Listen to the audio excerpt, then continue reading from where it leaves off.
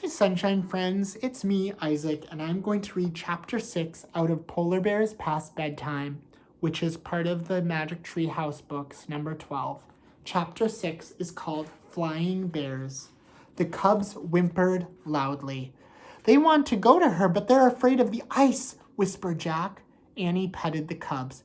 Don't be afraid, she told them. You'll get back to your mother. The big polar bear growled. She paced back and forth, sniffing the air. Annie kept patting the two cubs and whispering to them. Jack looked in the book for anything that might help. Finally, he found something. Even though a female polar bear can weigh as much as 750 pounds, wow, that's a lot, she can walk on ice too thin to hold a person by balancing her weight and sliding her paws over the ice. Oh man, that's incredible, whispered Jack. He watched the mother polar bear walk down the snowbank. On large, silent feet, she crept about at the edge of the frozen sea. She tried to step onto the ice, but each time she did, it cracked and she had to retreat. At last, she found a firm spot. Then the polar bear stretched out her four legs and lay on the ice. Slowly she moved forward, pushing herself with her claws. Is she coming for her babies? Asked Jack. Or is she coming to get us? I don't know, said Annie. Hey, let's put on the masks. What for? Said Jack. Maybe they'll protect us, said Annie. Maybe she'll think we're polar bears too. Oh, brother, said Jack, but Annie gave him a bear mask. He took off his glasses and slipped it on.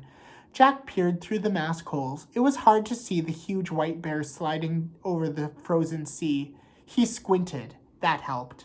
The polar bear looked at her cubs and let out a deep moan. The two little bears carefully went to their mother. She licked the cubs and touched her nose against each of theirs. Then they crawled onto her back. They're safe now, said Jack. Even if the mother breaks through the ice, she can swim with them to the shore. Yeah, I just wish she wouldn't leave us behind, said Annie. The mother bear slowly turned her body around. Then she pushed off with her hind legs.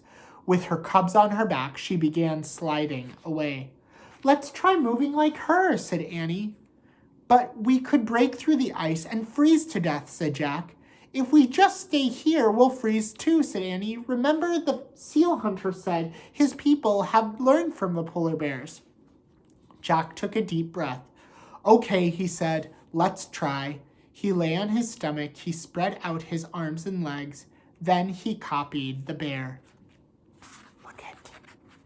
There they are. What are they doing? Looks like they're learning to slide on the ice so it doesn't crack.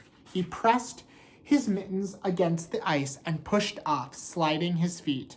Amazingly, there was no cracking sound. Grrr, he growled, and he pushed off again. Jack heard Annie sliding behind him. He kept going. He pushed and slid. He pushed again and slid again. He made the movements over and over until something happened. He didn't feel like a boy anymore. He felt like a polar bear. Then Jack felt something even stranger. He felt like a flying polar bear.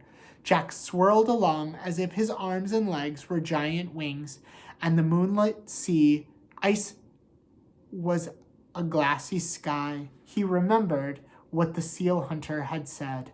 Polar bears can fly. And that's the end of chapter 6. We'll see you tomorrow for chapter 7. Bye, friends.